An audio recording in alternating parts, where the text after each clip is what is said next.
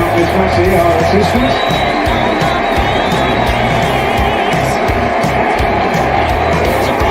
There goes well.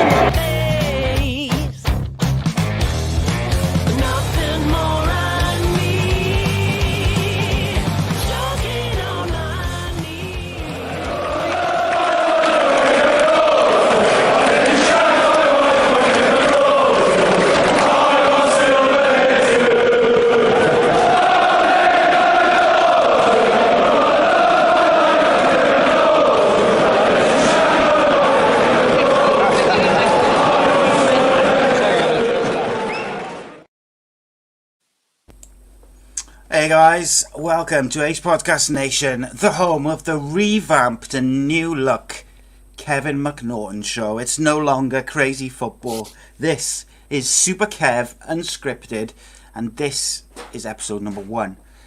Live and on the fly, as they say. So show is live on YouTube, Facebook and Twitter. Ace Podcast Nation, as you know, is home to many great shows and series featuring top guests, expert analysts and more. So give us a follow on social media, subscribe to the YouTube channel and spread the word, and you can get the audio versions of every single show at the usual radio and podcast platforms.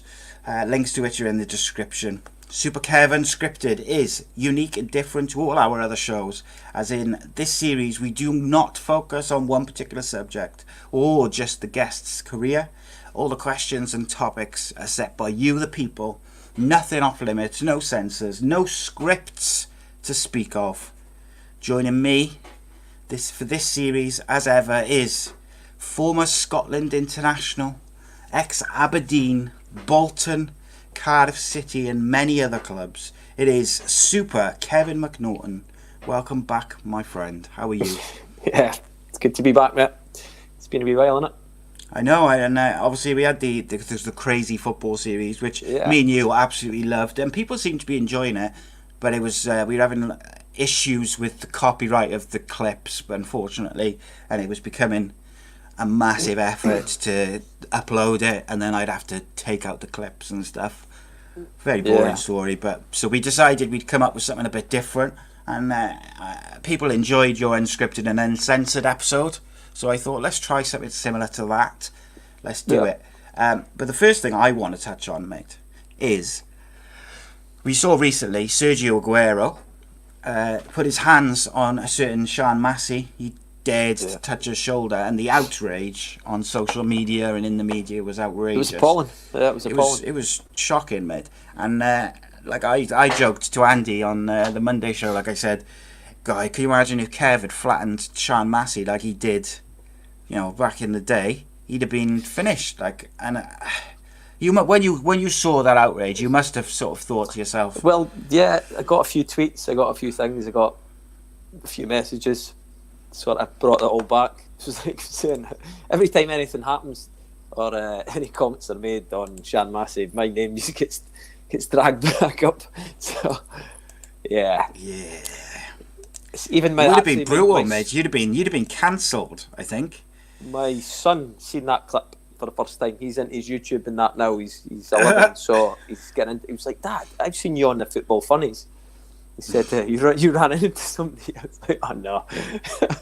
he's clocked onto that now. So yeah, I said that's one of my career highlights, son.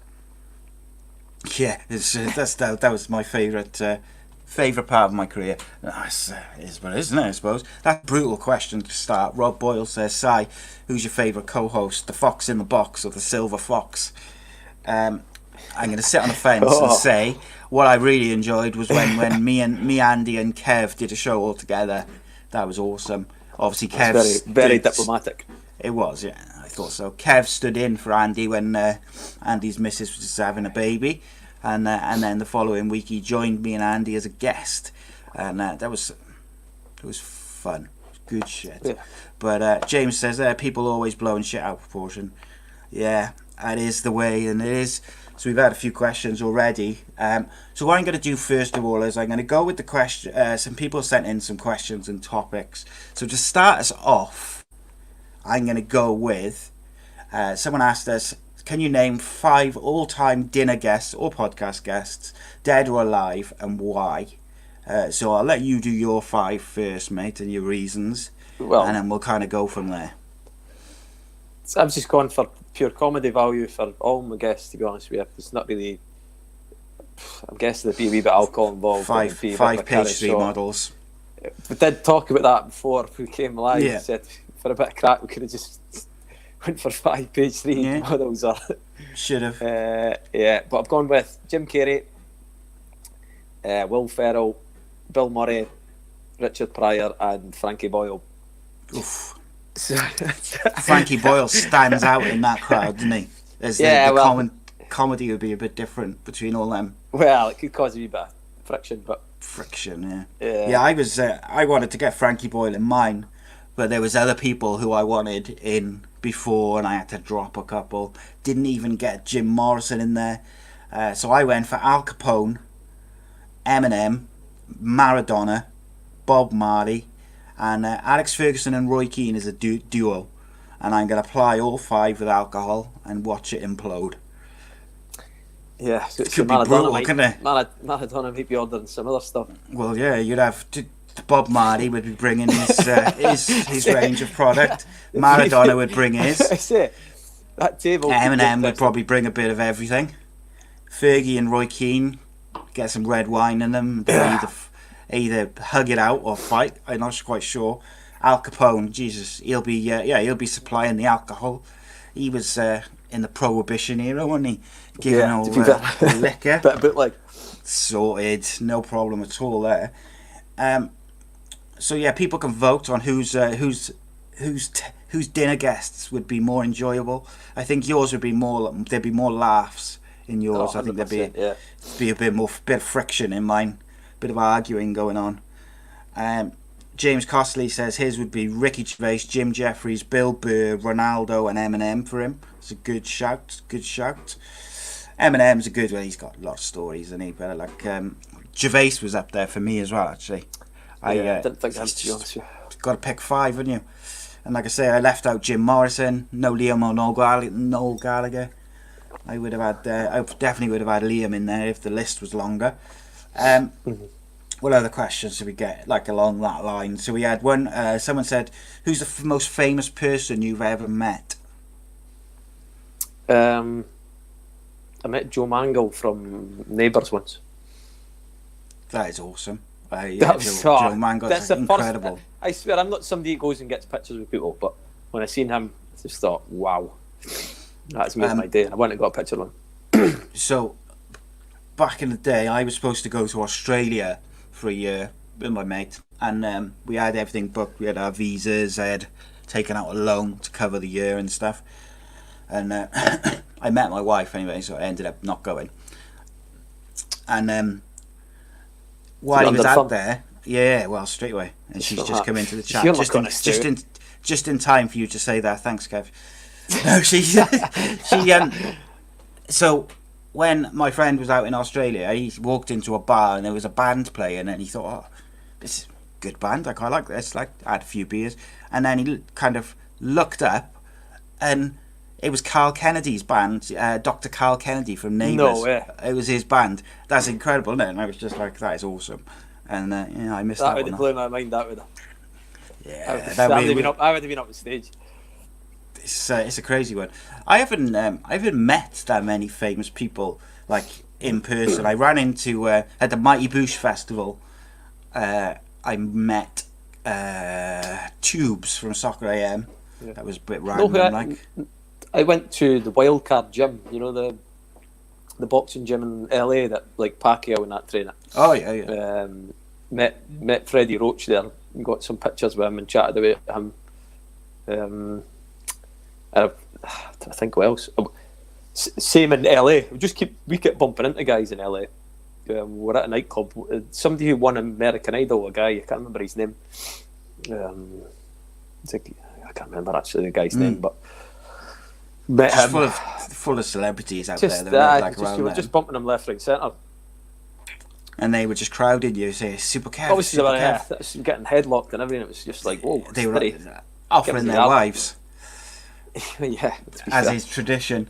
But I will just clarify, by the way, so I don't get myself in trouble. I chose not to go to Australia, and it was nothing to do with my wife. Not a chance. That's just to make that clear. It wasn't her fault. I chose not to go. We were in early. Yeah, that's spot on. Oh yeah, and I met Andy Campbell. Yeah, I've met him. Well, there you go. If I'd have met Andy, I wouldn't have gone to Australia either. No, there's not many bigger legends than the big man himself. We had another celebrity question. Oh yeah, who's the most famous person in your phone contacts? Oof. Phone contacts.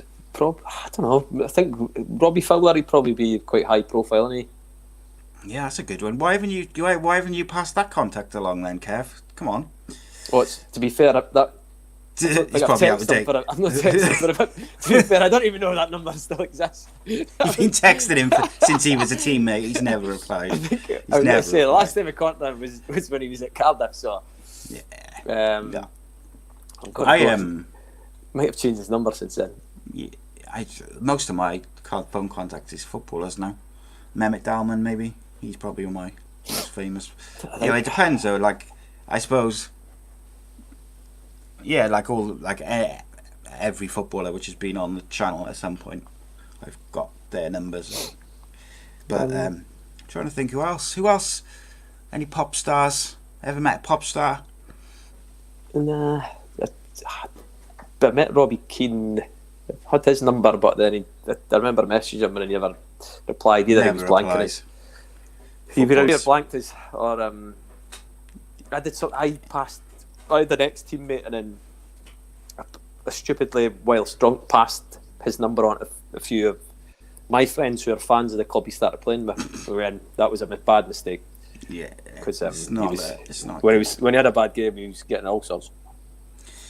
Yeah, you got to be careful. Loads of people have contacted, or not loads, but like some people have contacted me recently asking for people's numbers and stuff who've been on the show, and I've been like, look, can't be passing on people's number. Like that's not the way. It's easily blocked, but. Yeah, it's not a done thing, is it? You don't pass people's number on. Rob Boyle says you should phone Robbie Fowler live on the show. Can't, you're on your phone. You're filming I'm actually using my phone. Stephen Thompson, bit of a music star. Big Steve-O. Oh, I know you were good friends with him. But, Colin Griffith, people can make Colin Griffith. I met a few. Jay Bothroyd, met a few Cardiff players over the years. But, not too bad. So let's have a look at the questions before we move on to the next topic, which was sent in. What did we have? I saw someone asked you a football-related question. Gavin Randall said, "Who is the best player that you've ever played with?" Ever played with? See, when I was younger, I think I've answered this before. It might be even on here. When I was younger, it was Ian Jess. Yes, you did. We talked about it. I did talk about this during the middle part of my career. I think there was quite a few good footballers. Obviously, got like some Wits as well. When you played with Cardiff, dude, like you played with some unbelievable players. Didn't you had like some Wits, and you had Aaron Ramsey's and Wits, Ramsey, Jay Bothroyd, obviously. Bellamy towards the end of his career. Obviously came. He wasn't I wouldn't say he was in his prime, but still, he was certainly did a job, mate. Did a job. Certainly spells when he was playing. He was on different level. Yeah, even Gary Medel. You look at him and probably class him. I thought he was good. I did.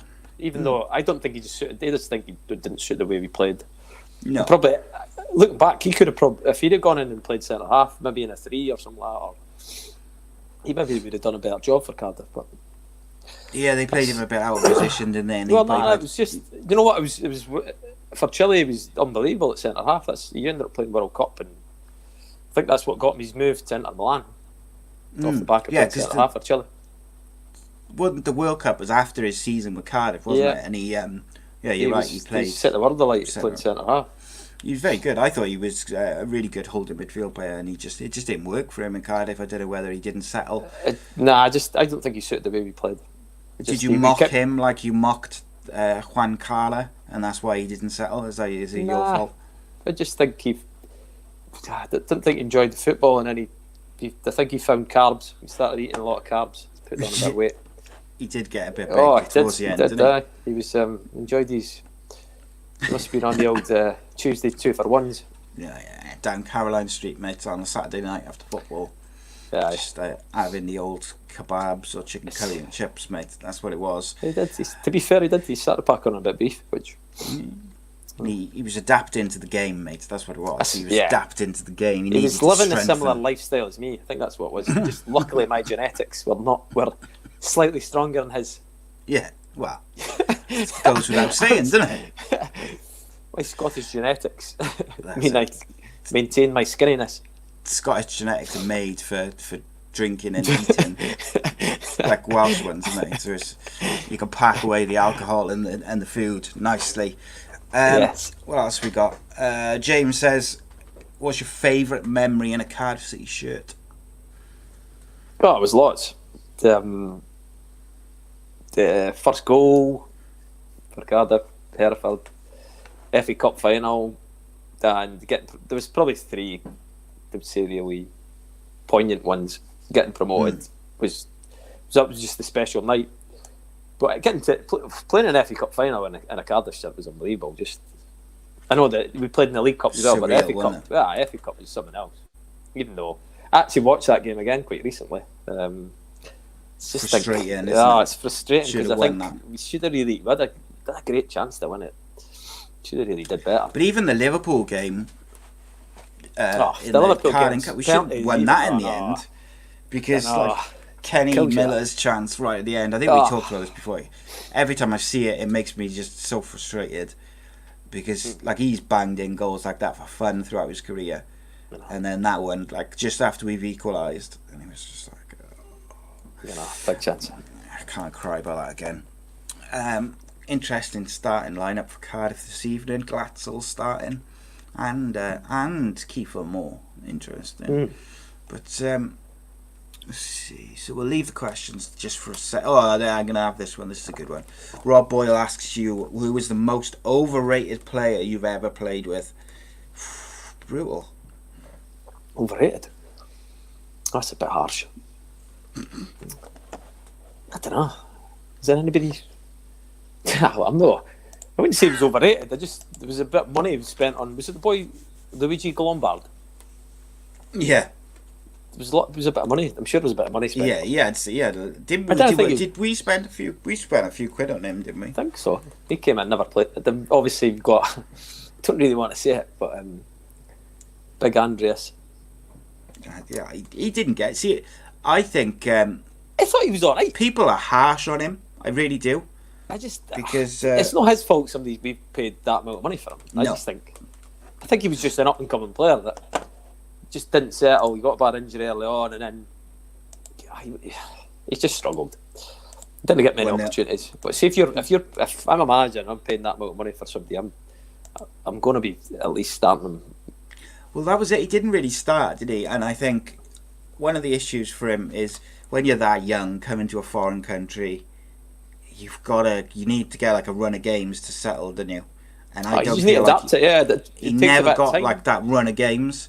He was always on the bench, and then he wouldn't come on, or he'd come on for 2 minutes, and then it's like, well, why? What a waste of money. But I always felt like, not what a waste of money because he was shite.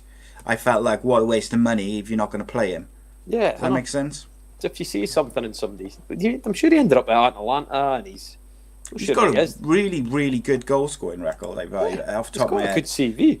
It just didn't happen at Cardiff. But I just think he never really got much of a chance, even though he gets slated because of his price tag. That's all really. That he never really played, so you can't really judge him on his performances. Yeah, it's difficult, isn't it? I just looking now at his goal scoring record, because he's only 27 now. So he played 8 times for Cardiff in a season and didn't score. I think he did get injured at some point. Before that, he scored 18 in 34 for Copenhagen. When he went back to Copenhagen then after Cardiff, he scored 28 goals in 90 odd games. He scored a couple for Atlanta. Then he scored a couple for Bordeaux on loan, and then for Parma, where he is now. He scored 12 goals in 28 games. It's pretty good, mate, to be honest. In the Italian league I as well. always thought there was someone there. I just think he got injured pretty early, and he never really got back to that injury quick. So he wasn't training well then, so he wasn't getting games. And then just a snowball when you've not played for a while. It's not easy to just come back in the team and start playing. You've got to be given a wee chance. That's it. Craig just said there he scored quite a few Champions League. He's played quite a few Champions League games. Scored some big goals. When his first few games in training, he was a bit rusty, and then I genuinely thought there was someone there. He hit a few. He smashed a few with his left peg. I was like, oh, there's someone there at least, but he never really got a chance. Cardiff are 1-0 up already, which is good. Yes. And even he's like obviously plays for the Danish first team. He's scored 5 goals at international level in 26 games. So I mean, you know, there's clearly something there. Like the Italian league is not the easiest of leagues to definitely not go and score goals. Like if you look at the likes of like Ashley Young and guys like that who've gone over there recently, you know, they haven't been pulling up trees out there. I know Lukaku. Oh, it's a difficult league. It's like a difficult league for strikers as well. Absolutely, mate. See if there was any more football-related questions before we move. Gary Medal, I think that is, was in the team of the World Cup for that year. So. Yeah, that's what I'm saying. He just looked a different player when he was playing centre half, and he must have gone on a wee creepy diet before he went to the World Cup as well, because he shifted a few pounds.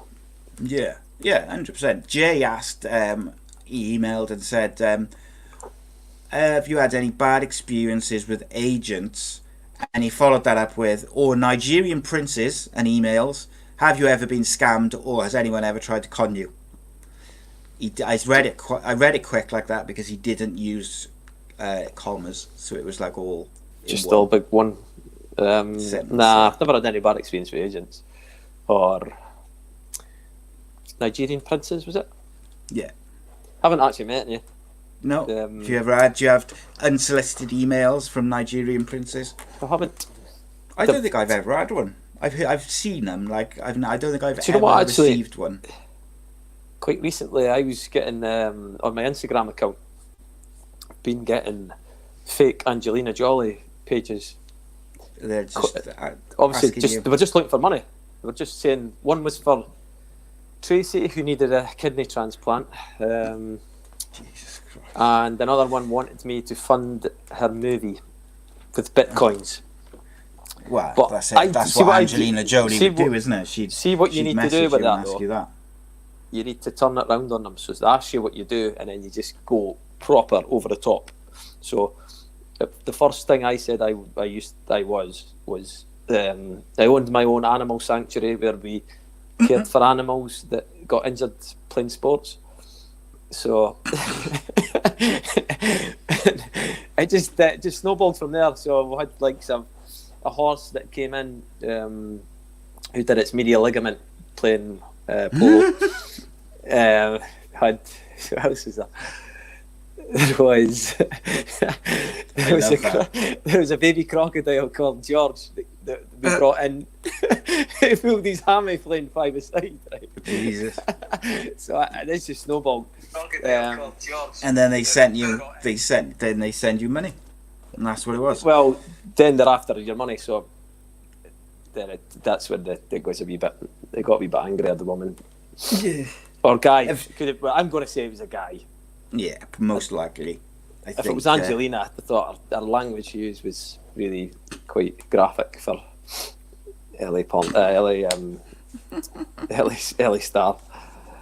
Has anyone ever tried to con you or like rip you off? So I got my eBay account hacked. I just remember I think it was about 800 quid came out of my account. I went onto my eBay account and I'd seen that I'd bought a drone that was being sent to somewhere in London. So there was just a palaver. I tried to obviously block all my cards, and then thankfully got in touch with the company that was transporting it and managed to stop it before it reached there. I got sent back to the guy and then I got a refund. But I had to just completely hassle lock down. It's just the hassle actually cancelling everything because you don't know what they've got into. So had to just delete everything, start again. Yeah, it's kind of scary, isn't it? In this day and age, like everything you do is like online and digital and on your devices and your laptops and your computers and stuff. So everybody's got a hold of your information. That's the problem. Yeah, it's a weird one, that is. Rob asked, what was Craig Bellamy like to be around? Just a real, I don't know the word to describe him. Just really cheerful, and he was always pleasant to everybody.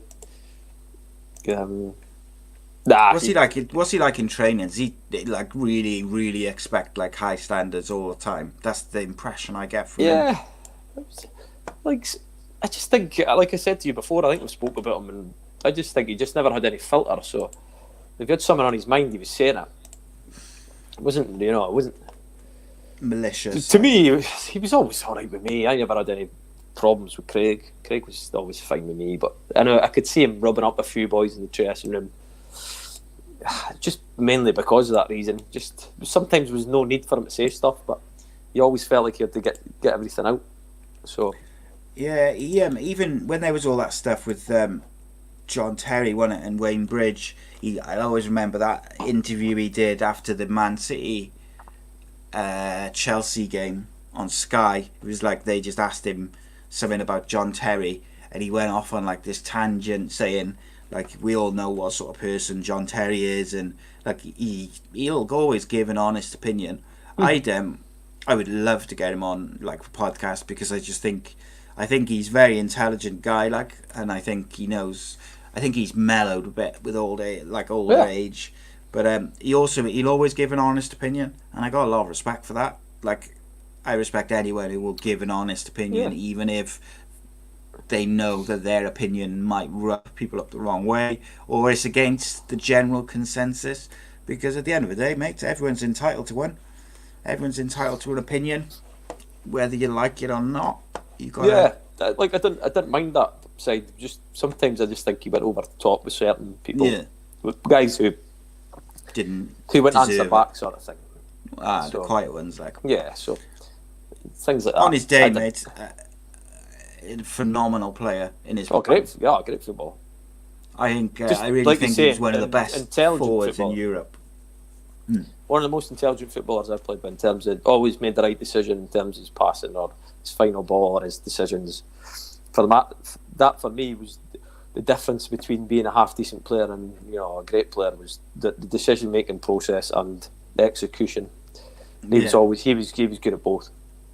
I always remember when he was playing for Man City, when they played United, and I think it was like 4-3. It might have been the day Michael Owen scored his first goal for United in like the 95th minute. Slots a couple. I'll always remember, Bellamy, I think Bellamy scored 2, maybe even 3 that day. But there was one where he was one-on-one with Rio Ferdinand, and he just ripped Rio Ferdinand to pieces. Like, he just outpaced him, outskilled him, like, and Rio Ferdinand was in his absolute prime at that point. Like, I think he was coming like on the latter half of his sort of career, if you like. But like Rio Ferdinand, he's pacey, one of the best defenders England's ever produced. Yeah, I know the goal you're talking about. Bellamy just made him look like a mug, like. Yeah, he had that in his locker. Oh yeah, Rio Ferdinand, mind, he's another one I would love to have a little interview with. Like, I think he's similar. I think he gives an honest opinion, and sometimes that rubs people up the wrong way. I think the only difference is the way he packages his opinions is different to, say, the way a Craig Bellamy or a Roy Keane package their opinions. Like, they package their opinions as, this is the kind of like, I think this is how it is. This is I'm right, you're wrong, sort of thing. Like I said, I think it wasn't that sort of, when he was giving those sort of opinions or he was saying his peace of mind. I don't think that was what rubbed them guys up the wrong way. I think it was just occasionally he would go just to be over the top. Like Gavin's there, he said about the goal celebration when just after a European Liverpool game, wasn't it? And there'd been rumours that he'd threatened or attacked Risa with a golf club, and then he's scored the next day for Liverpool in the whatever Champions League or whatever it was, Europa League, and he's done the golf swing celebration. And like, I don't know, like, no one will ever know really exactly what happened because it's all innuendo and rumours, isn't it? But I don't know. I like footballers to have a bit of a sense of humour when it comes to things like that are rumoured to have happened. Like when Wayne Rooney done that, when he got knocked out by who was it? One of the it was Bardsley, Phil Bardsley. It was. Yeah, and they were drunk and they were messing about, and he got knocked out, didn't he? And then he scored and he did the celebration. Like, I like that. Like, people forget sometimes that just because they're Premier League footballers doesn't mean that they, they have a social life as well. They like to have a beer with their mates and stuff. Like we were talking about the second episode of Crazy Football, which we did, which obviously got taken down in the end because of the copyright thing. But like, we had some wine, and if we'd been in the same room, we'd have been messing about and whatever, and you're entitled to do that. Yeah, but because if I'd have caught you one minute, I'd have been down for the count. I'd have been gone. It wouldn't have been a golf club though. I'd have cracked you with my walking stick. So I'd be down. I do. James says, "Who is the most nice, humble, down-to-earth teammates in your opinion during your time at the best club in the world?" Oh, quite a few guys, plenty actually. Good likes of Don Cowie was like that. Just a really nice, down-to-earth guy. Really top pro as well.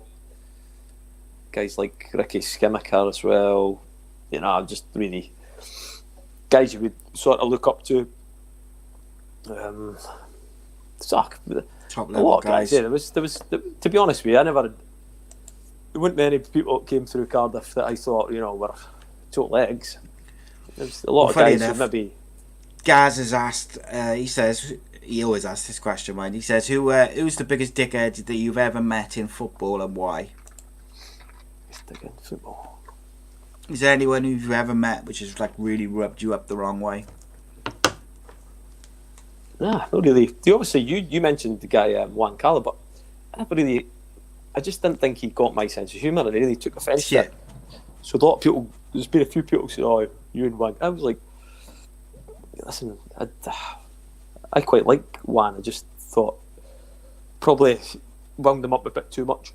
So obviously, if you wore a rugby top, it was a horrendous rugby top, and if you take stuff into the changing room, you're at the mercy of the people. Yeah. The amount of stuff. I had stuff glued on the roof, and I brought a pair of trainers once, and somebody glued them to the ceiling at Aberdeen because they were that bad.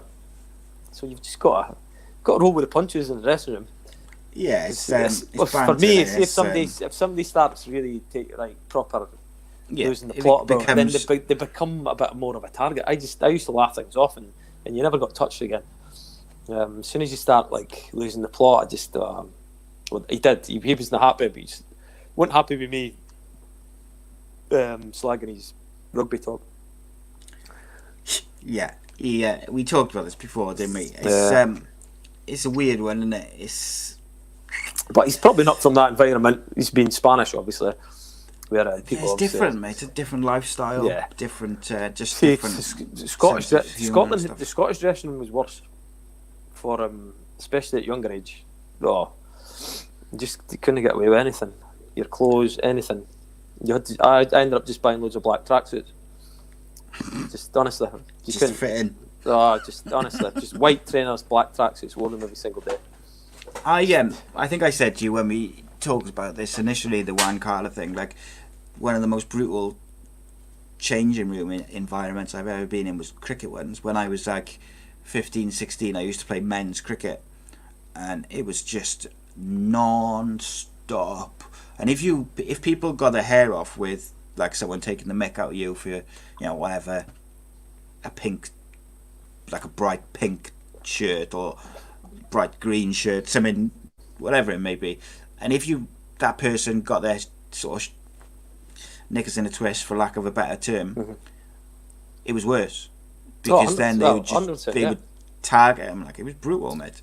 I think over the years, I would imagine dressing room, that sort of thing's probably calmed down a little bit from when you look back at the late 80s, early 90s, and used to see like Wimbledon doing all sorts of stuff to Sam Man, and it makes me wonder if they were showing that on TV, like what's the stuff they weren't showing on TV? Do you know what I mean?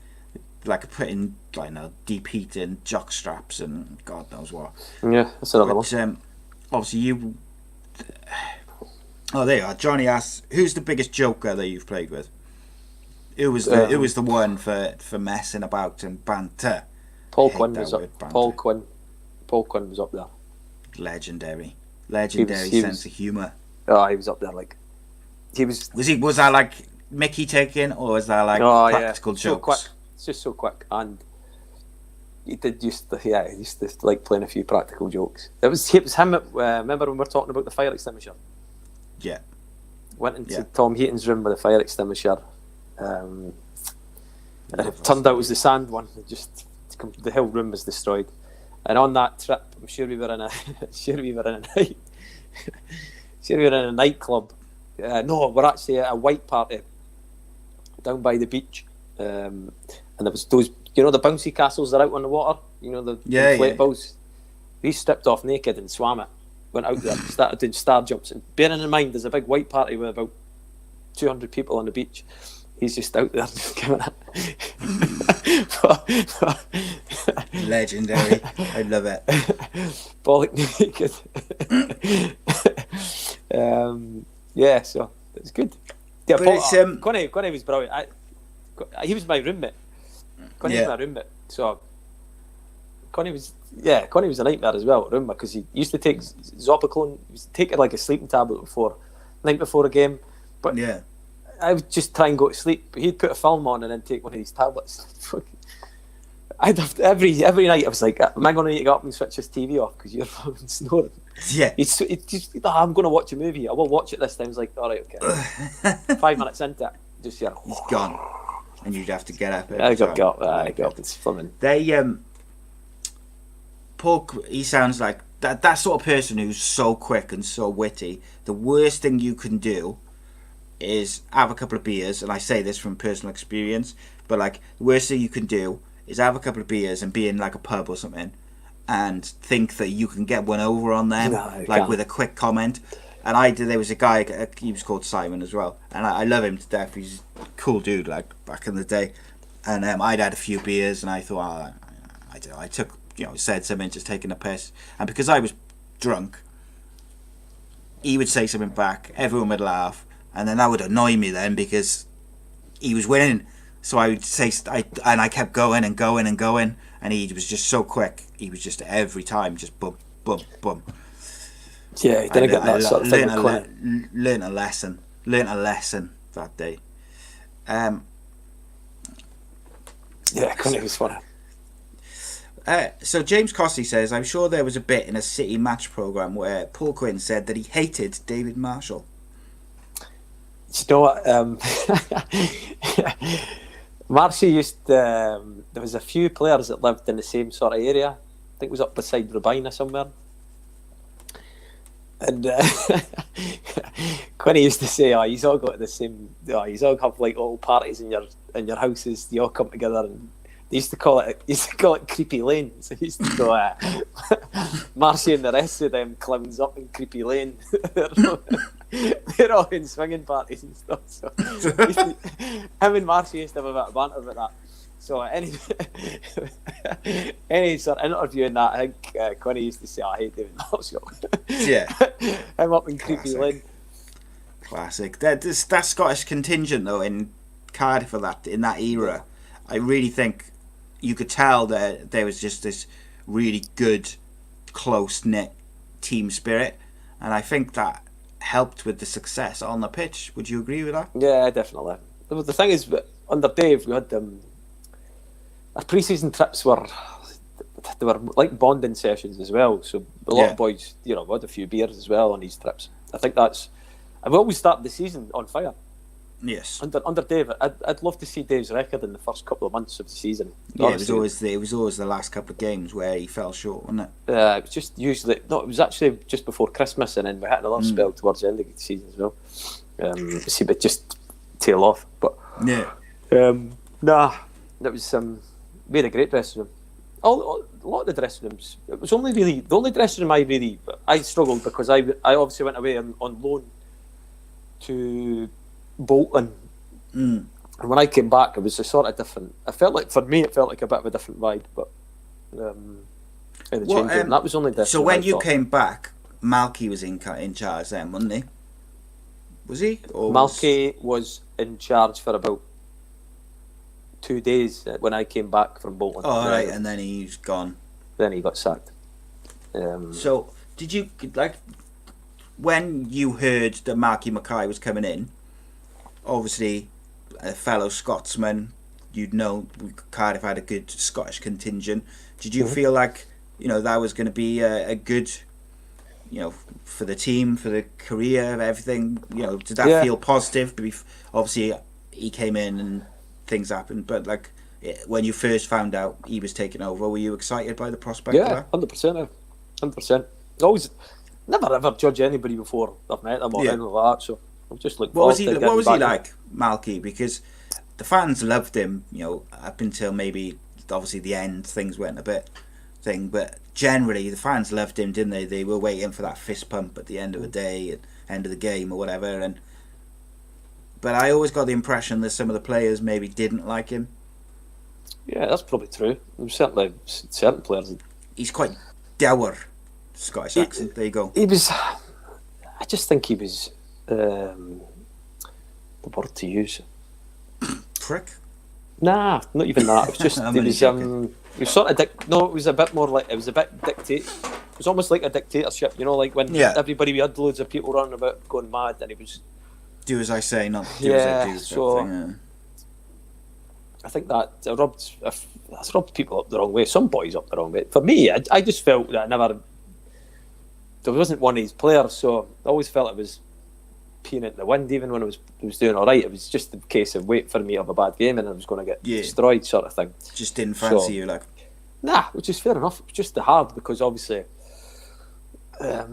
After my first year, I'd played about 40 odd games, 47 games or something under him, or I don't know, something like that, 40 odd games.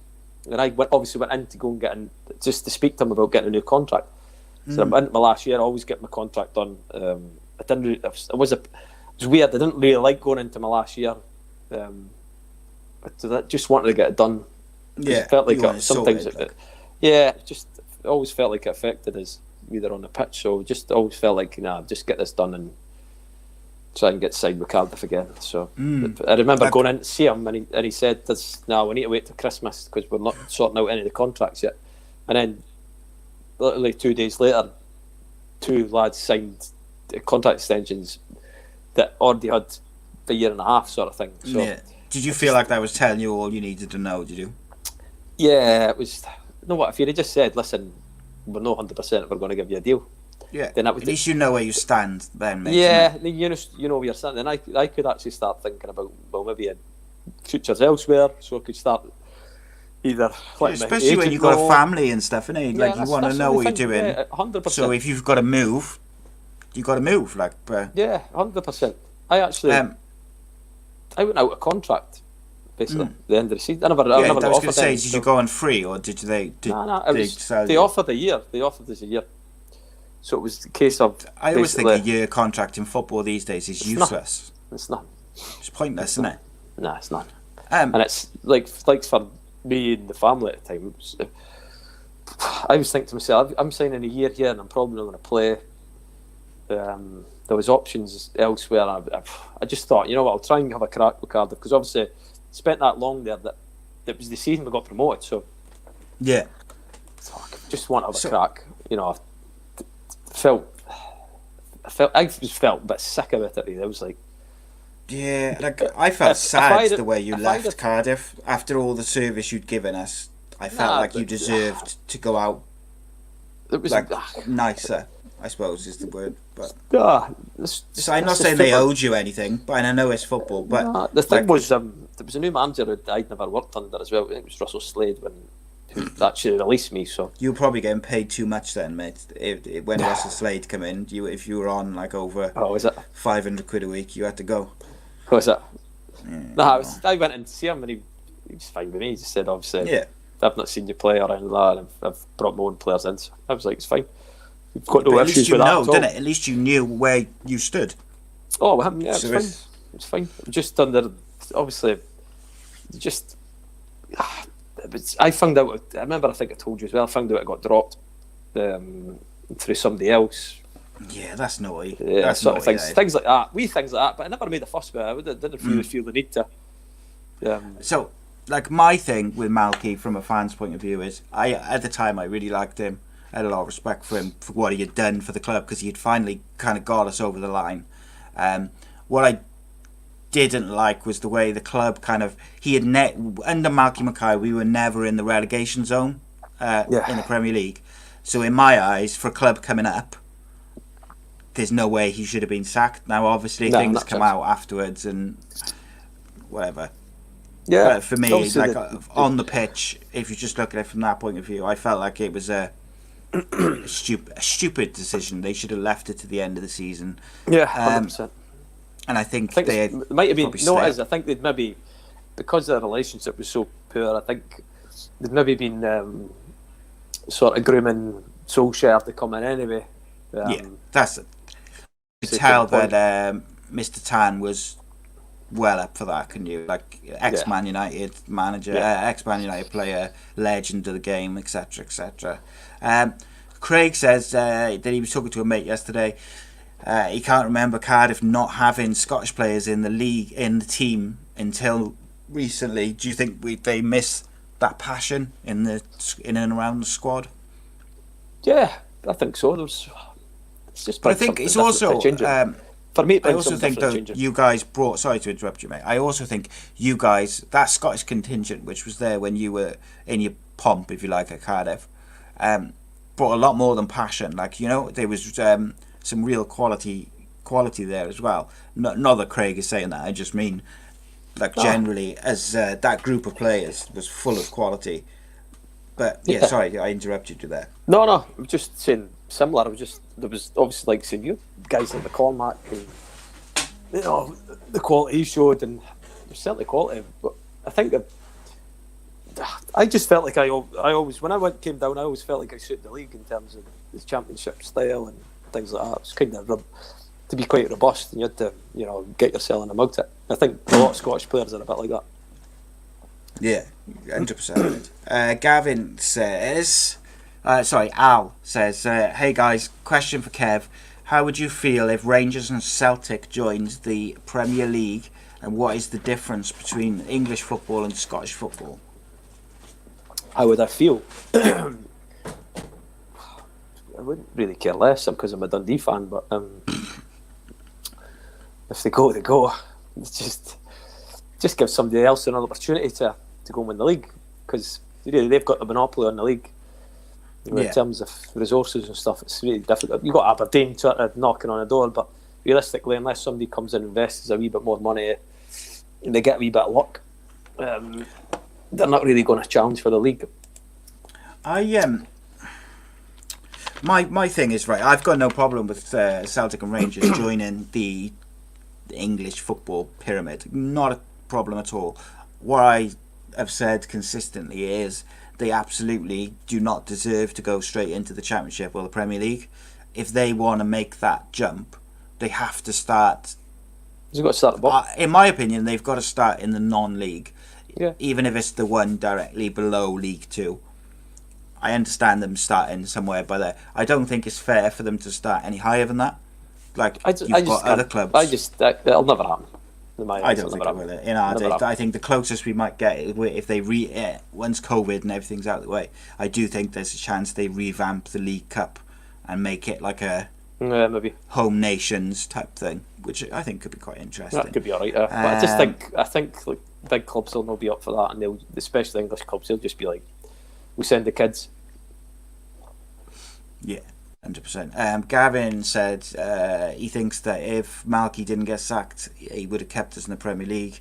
Tan didn't like the fact that he was more popular than the fans.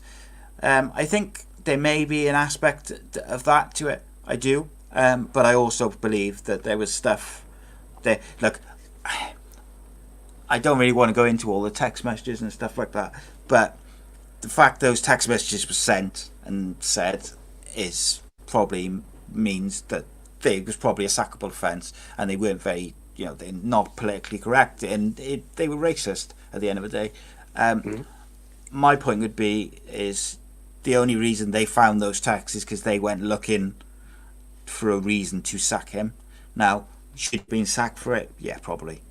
But equally, they were looking for a reason. They would have found another reason if they hadn't have given him one at the end of the day. It is what it is. Right. Let me see where. Yeah. So, sorry, Craig was just saying that we've had dependable Scots in our team constantly, and we don't have that now. Rob Boyle asks, what's your thoughts on Christian, I don't know if I'm going to pronounce his name right, I think it's Doyage, who plays for Hibernian. Yeah. He's a Welshman. Do you think he should be, yeah, he is. Do you think he should be in the Welsh team? I thought he should be in the squad today. Yeah, I think so. Yeah, I just think... I really think he should have been in the squad today. I just think, I've got to be honest. Guys on form should always come in a squad. Just because they sometimes they're riding a crest of a wave. Wales are lacking goal scorers, striker as well. I think whether they're going to stay in there permanently, maybe not. But while they're on form, why not bring them in? Yeah. Why not bring them in while they're on form? Give them a chance. Yeah, spot on, mate. I completely agree. I think he should have been in the squad, and I think Wales need a goal scorer at the moment. Kiefer Moore's not prolific. Gareth Bale's coming back from like a long term not playing. Daniel James is out of form, so they do need someone who's bang in form, who's going to take that confidence into the games. Yeah, 100%. So I was a bit surprised to see him omitted. Back to the topics and questions which were sent in. We had music. What sort of music are you into, Kevin McNaughton? Sort of indie type of old school 90s sort of stuff, Oasis, Social Club Scene, Dodgy, Cast, Stone Roses, kind of that. That's the stuff I sort of listen to. So we've and the newer stuff's probably Catfish and the Beetlemen and stuff like that. And yeah, nice. Bands like so if I gave you a choice and you had to pick one out of Oasis, Stone Roses, and the Beatles, which way would you go? I'd say Oasis, just because so much good stuff. Just so many. I think I love the Stone Roses stuff, but just feel that Oasis probably timeless in it. Yeah, and they've banged out like song after song after song after song, which is just catchy and like the Beatles. Obviously, they're legendary, but I was never really a big massive Beatles fan. It's not something I would whack on anyway. No, I've never been that massive into the Beatles. Really, there's a couple of songs I like, but they're not really my go-to. They're the same as me. What's the best gig you've ever been to? Best gig. So while you think, I'll say mine. I went to see Jamiroquai in the CIA. I thought they were superb, and I saw the Australian Doors, which is like a Doors cover band in Cardiff University, and they were really good because the guy who was like the fake Jim Morrison, like lived his life as Jim Morrison basically. Like he looked like him, he dressed like him, he spoke like him. He was really, really good. And yeah, they're the two. I saw Oasis, and they were Oasis in the CIA, and they were on before them was James, which is a great 90s band for those 90s music lovers, and that was a great gig because I would have paid to see James on their own. Yeah, definitely. Cast as well I saw, which was good. I've only ever been to one festival. Oasis, and I've seen Ocean Colour Scene. I've seen a couple of times. I've seen a Stone Roses tribute band in Dundee that were brilliant. Honestly, just the guy was spot on as just all the mannerisms and everything of Ian Brown. It's good. Oh, do you know, Stone Roses is a weird one for me. Like, I at my age, like when I was old enough to sort of go to a gig, the Stone Roses had just split up, and I was banging into them. And then like for years and years, I would bemoan the fact that I could never see the Stone Roses live. I saw Ian Brown a few times, and like Ian Brown live, it was when he released his first single, like his first album as a single star, which was a pretty good album. Like he wasn't very good live, but like about 20 minutes in, I just decided, yeah, this isn't going to be very like good in terms of like sound quality and singing ability, but as an experience, this is about as close as you're going to get to seeing the Stone Roses. So I just went down the front and just loved it, and it was awesome. Then he played a few Roses songs at the end, and then they got back together, and my brother got me a ticket to see him in Manchester. Decent, and I didn't go, and I can't remember why I didn't go. I think it might have been like a health related thing. I think it was because your wife told you not to go. I do. She said you're not going to Australia and you're not going to this gig, okay? Okay. That's what she said. She said, get the tea on as well. Getting me in trouble, you are, aren't you? Get the tea on as well while you're at it. Ruin me, man. But no, I think it was like, obviously I got a few health problems anyway, and I think it was something like that. So I've missed the boat twice with them because it doesn't look like they're going to do any more gigs, which is devastating for a lifelong fan.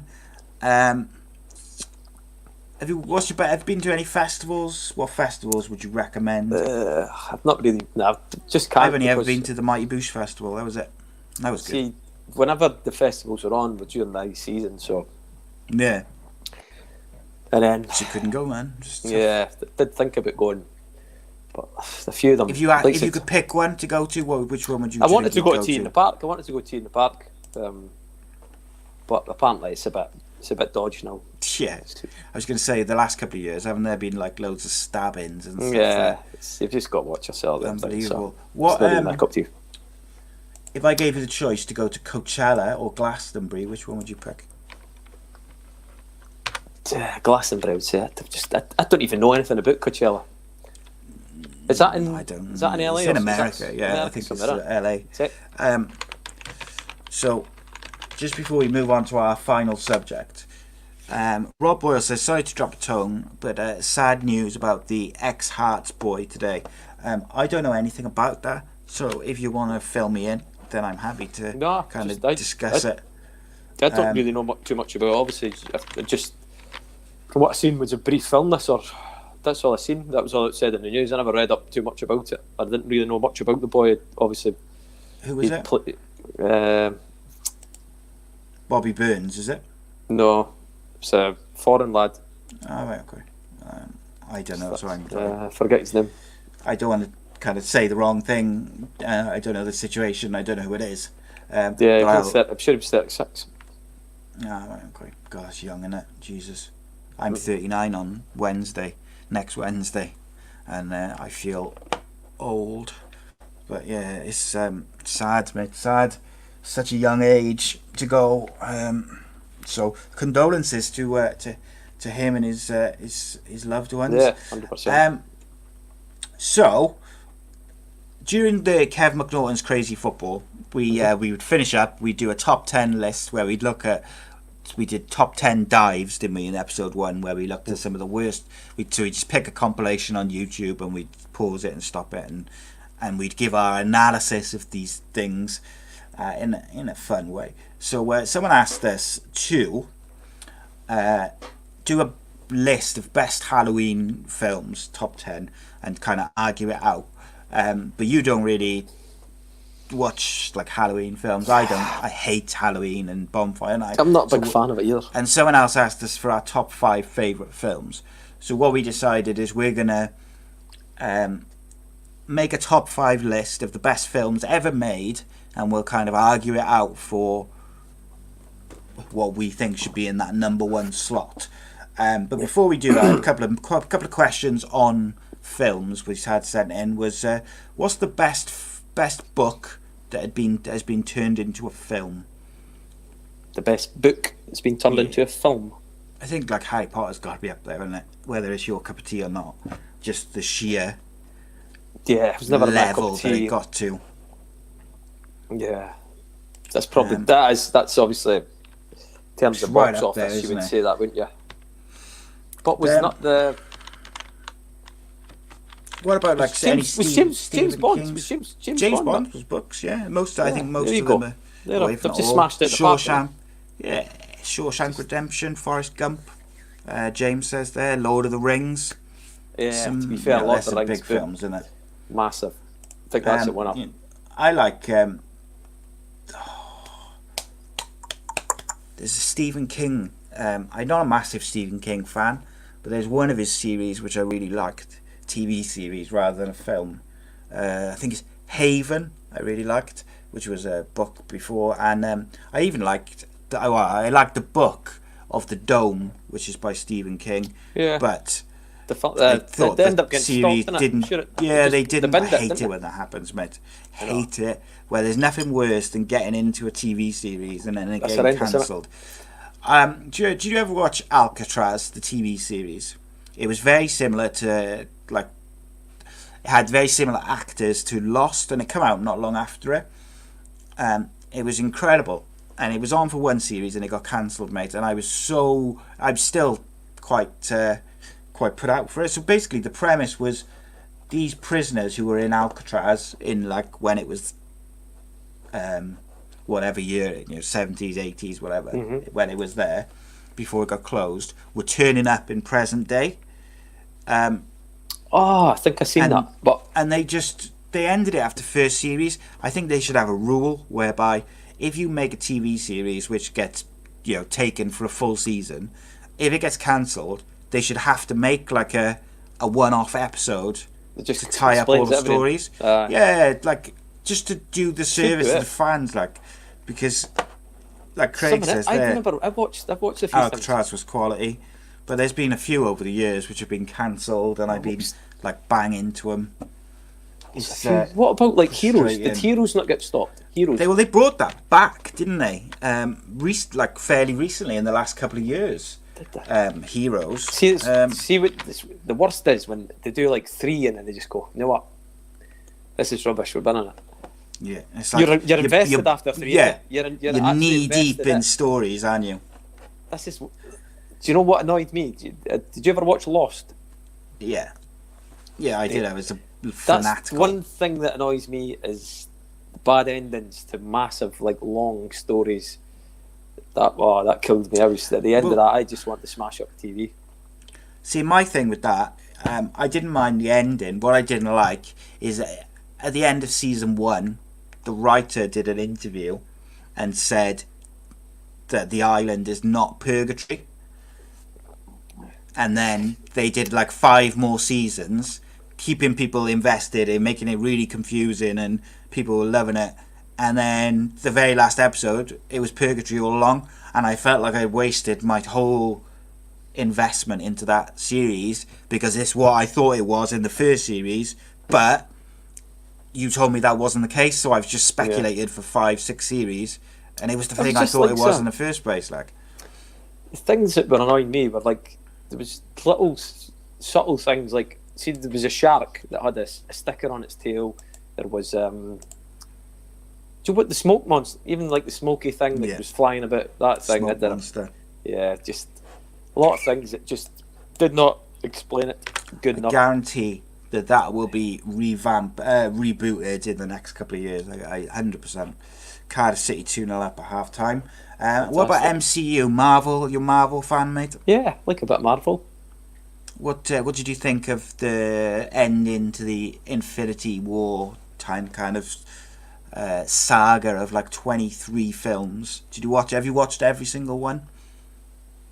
Every single one of the Marvel film? Yeah, and or do you just watch the Avengers ones? Yeah, in and out. I kind of watched.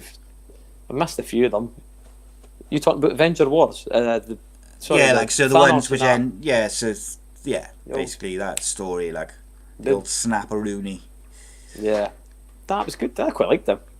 I thought it was phenomenal. See the darker the sort of they go down. So that's like why I started liking the Batmans again, when they started getting a bit darker, and stuff like that. Like Endgame and Infinity War are 2 of my favourite films. And I remember watching Infinity War in the cinema with my missus, and it was just like the ending just sucked the wind out of everyone in the theatre. Everyone was so pumped to watch this film in the cinema the day it's come out, and then at the end, like, a load of people died of like main characters, and of course you've got to wait at least another year to find out where the story goes. I enjoyed that. Yeah, it was phenomenal. Alright, so top 5 best films of all time. So not necessarily favourites, best films of all time. Alright, I've gone for favourites, so I'll need to Alright, okay, go on reassess then. it. Do your 5, we'll do favourites then, go on then, we'll mix it. So what have you got as your top 5 favourite films? I've got Shawshank, Yeah, Dumb and Dumber, classic. Braveheart.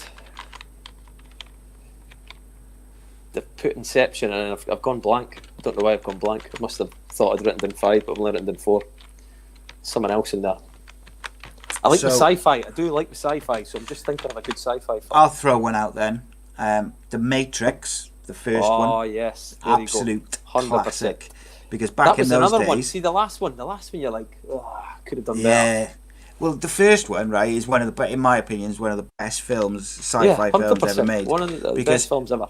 in those days, you didn't know, or you didn't have internet and stuff to spoil stuff, or to even, I'd not even seen like a proper trailer. So I started watching this film with Keanu Reeves, and then all of a sudden, it takes this wild twist into like a simulation when they sew up his mouth in the interrogation room, and it's like, wow, and it was just phenomenal, mate. So my 5 are The Matrix, Inception, The Gentleman. Thought that was phenomenal. The Gentleman. I don't think I've seen that. That's Guy Ritchie's newest film, come out last year or this year. I've not seen that. Really enjoyed that, and I'm not the biggest Guy Ritchie fan actually. My wife says Spice World. Yeah, so that's not making the list, unfortunately. That's not even making the top 50. I gotta be honest. That one's getting sent to Stewie. That one. The Godfather. I put that up there. Yes. Although, as much as I think the Godfather trilogy is an absolute classic, I prefer Goodfellas. Oh, Goodfellas as well.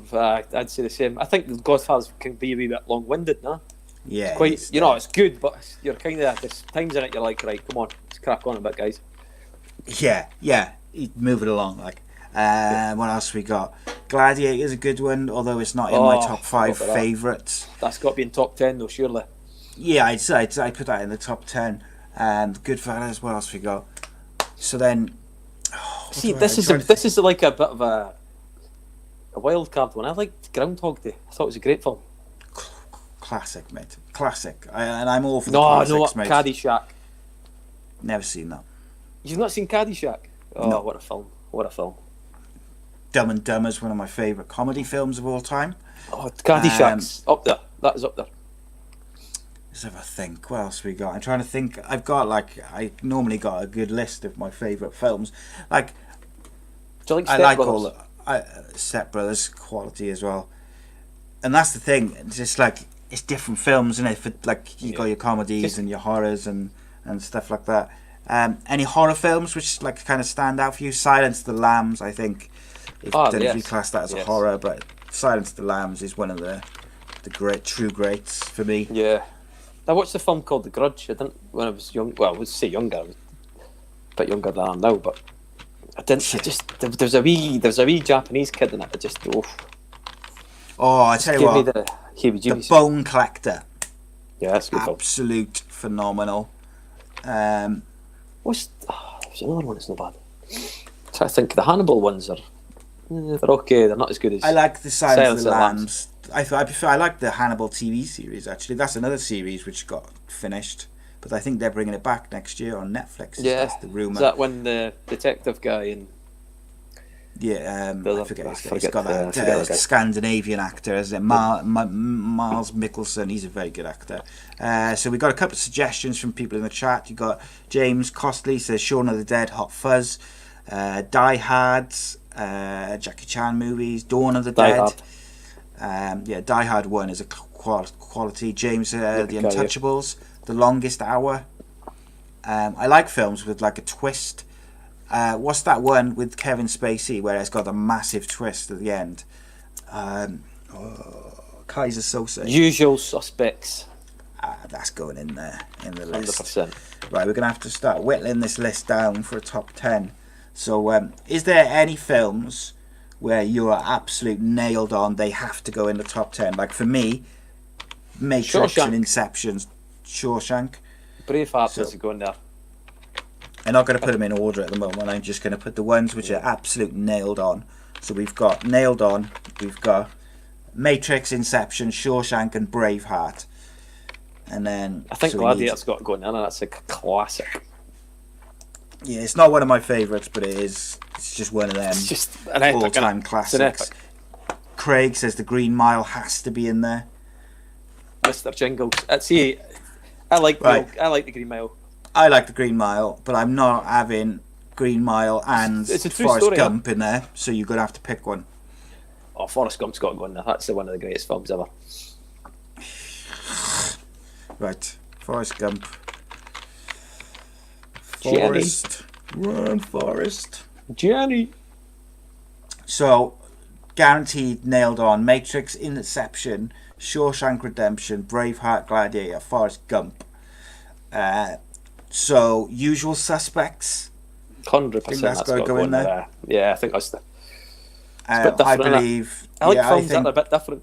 yeah, I like them which make you think and guess and have a twist. And the first time you watch them, you no, I've just don't. forgot. Go on. Avatar. Surely that's got to go in. Yes. Shout and a half that is. Can't believe we nearly left that out. Wow, what a film that is. That's a game changer, Usual isn't it? Yeah, it's Films like that are phenomenal, game mate. changers. Life is like a box of chocolates. So, we got to keep this to 10, mate. Have we We're got up to 10? 1, 2, 3, 4, 5, 6, 7, 8 nailed on. 2 more. And we haven't got Goodfellas, Silence of the Lambs, Bone Collector, and the Green Mile's not in there at the moment. So, There's got to be a few more. Any more suggestions from anybody? yeah, typing any more in? in the live chat now before we make our final shout for the top 10 greatest movies of all time? Top Gun, Oof, that's massive. Untouchables, The Longest Hour. I don't think I've seen The Longest Hour. I've not seen The Longest Hour either. Zulu. Not having that. Nah, Zulu's getting Spice put right in the bin. World. Spice World. Spice World. Someone he Centre. said Zulu again now as well. Not having Zulu, I gotta say. It's just they're saying that for the old tune at the end, aren't they? Yeah, Saving Private Ryan from Craig. Ooh, Gavin that's no says bad shout. Armageddon. Nah, it's too cheesy. I would say Saving Private Ryan's got a chance. Okay. I'll Got a put that chance on to the be in maybe there. list. Put it in there. I'm not putting it in the guaranteed Have you ever spots seen? yet. Have you ever seen a film called Cool Hand Luke? I have not, no. It's an old. It's good. Rob Boyle's not happy. He's very disappointed to see Zulu's not in there. A Bridge Too Far. Have you seen that film? I think I have seen it, yeah. What's it Very about? good film.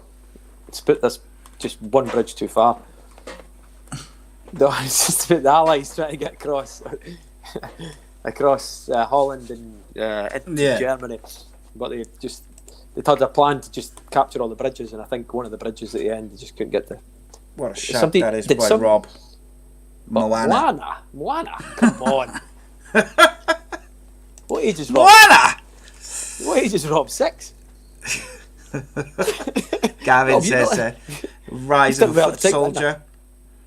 Godfather, my That's wife Rise says. of a Foot Soldier. Shout. See, Shite. I haven't watched that. I was about to say that's like adding ID. Go put ID into it as well. Yeah, well, I think ID is good. Like, compared to Rise of the Foot Soldier. American History X. It's a What the quality film that is. mate. That is a hell of a film. We got to narrow it down to 10, mate. Right. Last chance for anyone to add to the list. And then we'll whittle down the last 2 spots before we put them in order to finish. What was the last one you said? American History X. That's a chance. That is a chance. That's a chancer. Train Spotting. No, that's the Last of the Mohicans. That has to go in there. What a film! Tell me you've seen Train that. Spotting. Dancer. Yeah, V Dancer. Have you seen the Last of the Mohicans? I have, yeah. It's one of the first 15s I ever saw. What a That film. and the first 15 I ever saw was that Dirty has to be in Dancing. it. I'm sorry, that has to be in it. Rob Boyle says Jumanji. So far he's suggested Jumanji, Moana, and Zulu. Wow, can we just eject him straight away? Can he get ejected? And barred for life? Craig says we need a Robin Williams film in there. So you could have Mrs. Doubtfire, maybe. Be fair, yeah. That's a good one. Twin Town. Oh, see, that's one of my favourite films. That is. Welsh boys, Reese fans. Pretty Shitty City. Terminator. Pretty Shitty City. Right, I'm absolutely busting for the loo. So Terminator 2. That could feature. Terminator 2 could go in there, couldn't it? Right. So far, Rob Boyle says get Andy Campbell back. So guaranteed spots in the top 10 best movies of all time: The Matrix, Inception, Shawshank Redemption, Braveheart, Gladiator, Forrest Gump, The Usual Suspects, and Avatar. We have 1, 2, 3, 4, 5, 6, 7, 8. So from this list, we need to pick 2 films. Oh, we haven't even got Rocky in there. Put one Rocky. You're only putting one in. What do you think? The Ivan Drago one. Is that? Yeah. Must be Drago one, isn't it? Number 4, is that? 3, 4? Gavin says, "Do you like Green Street?" No, it's just the straightforward answer for you there, Gav. No. Yeah. So we got to pick 2 films from this list: Saving Private Ryan, The Gentleman, Goodfellas, Silence of the Lambs, The Bone Collector, Godfather, American History X, Trainspotting, and The Last Mohican. The Last Mohican has to go on, surely. What a film! In my opinion, a performance by Daniel Day-Lewis. If I was picking personally, I would probably go with The Bone Collector and Trainspotting. Would you? Yeah. So you'd be wrong. Yeah, well, that's it, isn't it? We're going to have to pick one each from that list. Unfortunately, so which did you say? Be wrong. You'd be wrong. You'd be wrong. It's good. Right, so it's good, but it's not right. You pick one. You pick your favourite. I'll pick my favourite. Go on then. Pick one. Oh, that's The Last of the Mohicans. And you can pick one of your 2, and you would go with. And I will go with. I'm going to go with The Bone Collector, because I believe that is phenomenal. See, good, but it's not right. See, I feel bad leaving off like Silence of the Lambs and Goodfellas, and I would feel bad for putting Bone Collector before them as well. I'm going to change my mind. I'm going to put Silence of the Lambs in there. I feel that that's a stronger effort. So the final top 10. Okay. Somebody else brought someone into the equation. To be fair, no, Rocky Drago. My wife just came up with a real good idea. She said, "What's that? Put our 2 lists in the comments, and then people can decide with likes which is the better list." So we'll do that in just a second. Okay. So we've got very, very quickly. We got to number these films. That'll be a quick contest. Yeah, obviously I'll win because I'll block your tweet. So no one else so no one can like it. Silence of the Lambs, Last of the Mohicans, Avatar, Usual Suspects, Forrest Gump, Gladiator, Braveheart, Shawshank Redemption, Inception, and The Matrix. So automatically, I think Matrix, The Usual Suspects, and Avatar go in the top 5. Would you agree with that? Sorry, was that Matrix? Usual Suspects, and I'm Avatar. Sure about Usual Suspects. You think in that top 5? Yeah, I think I do. All right. Oh, we'll leave that one. Matrix and Avatar then. Straight away, top 5. Shawshank has to go top 5. Shawshank has to go up there. So that's 3. So I don't think we're ever going to get these in any sort of order, but we'll do our best. Shawshank. So we got Avatar, Shawshank, Matrix in the top 5. And then you've got Inception, Braveheart, Gladiator, Forrest Gump. How's to get in there? Braveheart in the top 5. Surely. I'd agree with that. So emotional. And then what would you do? What would your final one in the top 5 be though? Inception, Forrest Gump, Gladiators, Usual Suspects, Last of the Mohicans, or Silence of the Lambs? Oof. I'm leaning, but you didn't fancy Gladiator, but I was leaning towards that. But If we're talking top 5, I think it's got to be Inception or Gladiators. Yeah. I think we've missed. So- I think we've missed some films. Oh, we've missed hundreds of films, but think we it's we did it on the real- whole point of the show is to do it on the fly. So Oh, next okay. next time we'll do like best comedy ones or something. Right. So instead of putting them in order, I'm just going to say top 5. So coming in at number 10 of the best films of all time, thought of in like 10 minutes, is Silence of the Lambs. Number 9 is The Last of the Mohicans. Number 8, The Usual Suspects. Number 7, Jaws. Gladiator. Jaws. Number 6. Oh, you fucked me up now. Forrest Gump. Number 5. Number 5 is Braveheart. Number 4, Shawshank Redemption. And number 3, Inception. Number 2, Avatar. And the greatest film of all time is The Matrix 1, as voted for by Kevin McNaughton. I said Shawshank was number 1. I know, I just changed it because it's my channel. I can't believe we've never put Jaws in it. We didn't put Rocky in there either, mate. People are going to be fuming. Well, you were pushing for Bone Collector, mate. I think that was a disgrace. Yeah, well, I felt your rage, mate. To be honest, I thought Trainspotting should have been in the top 10 as well. But there we go. I'll post what we picked as the top 10 films in the chat. If missing an else, people can have a look. Got to think about. Smoking Bandit. Top 10 films in 10 minutes. Well, that's it. I think we missed a load of. No, we forgot load James of- Bond. We got the Jesus James Bond. Christ. We got the James Bond. Top 10 films in 10 minutes. Impossibles. No, saying that Mission Impossibles are all probably going to be up there.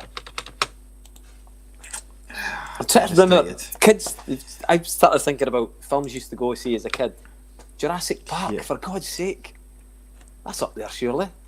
That was a game changer. Jurassic, we'll have to what we'll do is each episode we'll do a different list. We made a right arse of that. We've really cocked it up, but that's the point. It's done on the fly, live in 10 seconds. Top 10. What was the lad's name? What was the lad's name who suggested Zulu Moana? Rob Boyle. Rob, you've done us a favour because yours was that bad that made ours look no bad. Thank you, Rob. Indeed, but that's the point, though, isn't it? Is we do it live and on the fly. So we did top 10 films in 10 minutes. I've just added that to the chats on the various platforms, and Craig has just said next time do top 10 actors. That's a good one. Oof, there we go. But yeah, Angelina Jolie would be in there. Yeah, Rob just called you a cheeky bugger. Rob, Moana, top Kevin, 10 ever film. Right. I want you to just go and just sit down and reflect on that. Becky Willis. Schindler's List. She called us Oh my uncultured God. fools as well. I forgot about that. Uncultured fools. I just don't really want to just. Yeah, maybe we should bin this list off and start again. No, I can't. I gotta go to the toilet. And I said I was going to keep it. Can Rob send his 10 in? Yes, Rob, send us your top 10 films your 10. ever list. And do not and use we'll any of compare our it. lists. Yeah. I don't Jarhead, another suggestion. Craig No. said that. Craig, you're a jarhead. That's never gone in there. What about Source Code? What about that? That's a good science fiction film. I like a good time travel film, but there's never been a really good one there. I'm a big fan of that as well. That sort of genre. Oh, you kidding me on? There is. Back You're to the gonna name Future, one now. for goodness sakes. Jesus Why have we not Christ. thought of that as well? What are we doing? Great Scott. We did not think this through. Oh, I'm devastated that we've left How's Back that to the all been? Future off. Oh, wow. McFly. I feel sick now that we've just left off Back to the Future from top 10 films ever. God, there's a few in there. I'm telling you, there's a few we've missed. Police Academies, Oh, Citizen no. Kane. Oh, they're I've all seen coming that. back I've seen now. Citizen Kane. Vertigo. Oh, what's that other one? Fargo. Fargo. I've seen the series. I've not seen the film. I haven't seen the series. Is it good? Series good, very good. fact, it's very, very good. No James Bond's in there. No Rocky's in there. We've really gone to pieces. 2001: A Space Odyssey. Nah, rubbish. Nothing's as good as The Matrix. Nothing. There's never been another film better than that. Did you love The Matrix, didn't you? It's one of my favourite films, mate, of all time. You just love Keanu Reeves.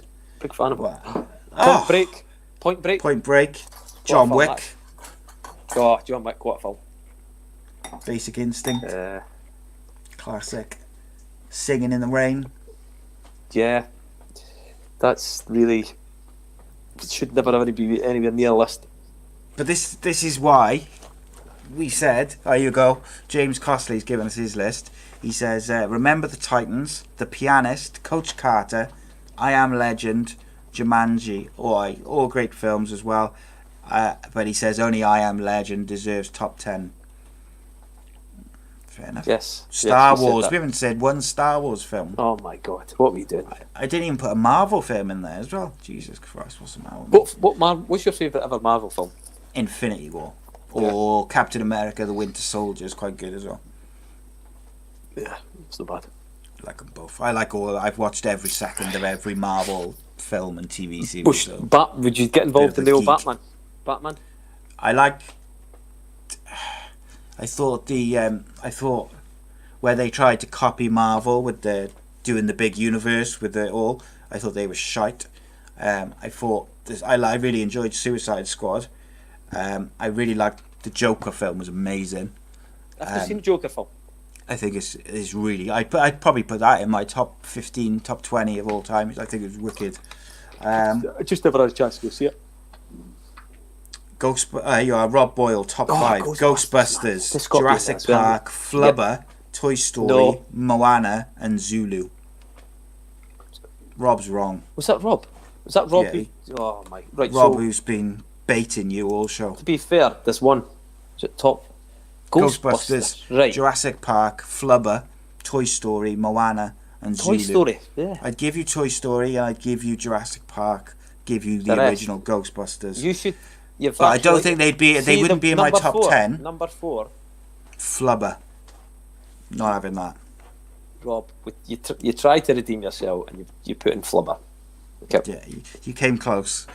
But I gotta say, Ghostbusters, Jurassic Park, and Toy Story would be up for consideration for the top 10, but they wouldn't make the top 10. Toy Story would be close. Yeah, I think they'd be very close. Because just on pure. I wrongly read out. I'm a fan of the game-changing ones. And I think that was a game changer. Spot on. And just to finish this off, I wrongly read out James's top 10. He was making suggestions. He says his actual top 10 is Shawshank Redemption, Forrest Gump, I Am Legend, Shaun of the Dead, Hot Fuzz, Green Mile, Fallen, Inglourious Bastards. And he said he can't think of the last 2 yet. Well, that's a top Fallen's 8, James. Film. Yeah, I think that's good. Fallen's a good film. I wouldn't put it in my top 10, but it's a very good film. It's one left field. That's a good B. Kevin Warrilow wants to know. He says, Usual Suspects. Kev, why haven't you mentioned the Usual Suspects? We did, but we just said it's not going in there because it's not good enough. And Braveheart, he says. I think Kev's just come in. Kev, I think he's just come in. Kev, I think he's come in a bit late. We've already put them on the list. Every single one of them are in there, mate. Right, I can't sit still now. So, look, guys, I hope you enjoyed the show. It's nice and laid back. Kev, have a glass of wine, just have a chat about films, music. What else we talked about? Football, your time with Cardiff. Oh, you no red wine tonight. What are you drinking? It's vodka neat. No, it's gin tonic with some. I put some mandarins in there tonight just to spice it up a bit. That's the words I was going to use. Spice it up. Variation. That's what you need, just to keep the juices going. Flowing, keep the juices flowing. Yeah, spot on, mate. Thank you to everyone who's tuned in. Audio version will be out tomorrow as usual, and we'll be back in a couple of weeks. We don't do this one weekly, otherwise Kev will be in rehab within. Yeah, we just got to save this, guys. There's not enough gin in this house for this sort of 1.5 show hours. like this. 1.5 hour slots. Yeah, 1.5 hour. But we'll be back in probably a couple of weeks, mate. Do you reckon? Yes, we will be. for episode 2 of Super Kev Uncensored, not uncensored, Unscripted. Get it right, Simon. Cheers to everyone who's joined in, and I've enjoyed it. Obviously, the next time Cardiff won't be playing at the same time. What's the score, by the way? Still 2-0? I think it is, yeah. Is it still 2-0, people? Someone will tell me now. Kevin says, nice to see you, Super Kev. Cheers, Kev. Rob says he loved it. Catch you soon. Gavin says, thanks. Craig says, enjoyed the show. A lot better than City without fans. Yeah, 2-0. And to finish us off, Kev, James says, do the Ayatollah. It's been a while. Well in, son. Cheers, guys. Subscribe to the YouTube channel. We are inches away from that 1,000 mark. Take us over the line. Let's get us there. We'll be back. Danny Batten MMA show tomorrow, which has already been recorded. Friday, the Andy Campbell Championship show. Sunday, Mental Health in Sport, episode 5. Until then, I bid you adieu. Cheers, Kev. Cheers, Mucker.